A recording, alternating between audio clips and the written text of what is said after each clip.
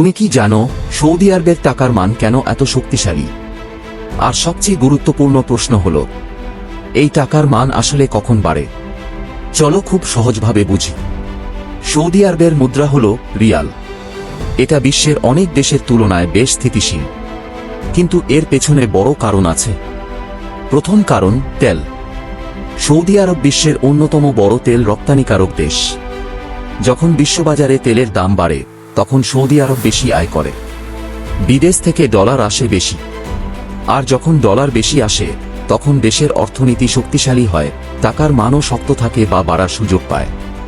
দ্বিতীয় কারণ রপ্তানি। তেল ছাড়াও এখন সৌদি আরব ধীরে ধীরে অন্য খাতেও এগোচ্ছে। যত বেশি তারা বিদেশে পণ্য বা সেবা বিক্রি করবে, তত বেশি বিদেশি মুদ্রা আসবে।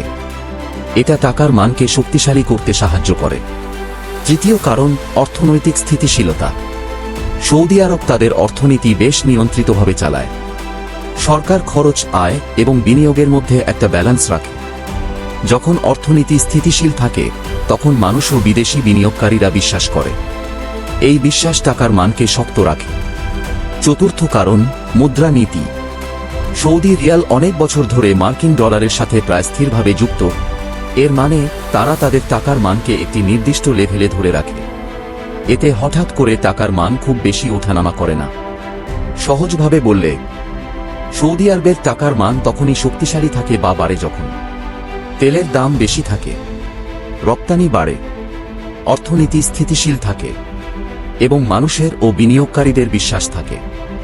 শেষে একটা কথা, টাকার মান শুধু সংখ্যার বিষয় না, এটা পুরো দেশের অর্থনীতির প্রতিফলন। শেষে একটা প্রশ্ন তোমার জন্য, তুমি যে দেশে সেই দেশের টাকার মান এখন কেমন? কমেন্টে জানিয়ে দাও। আজকের ভিডিওটি এই পর্যন্তই। সবাই সুস্থ থাকুন, ভালো থাকুন।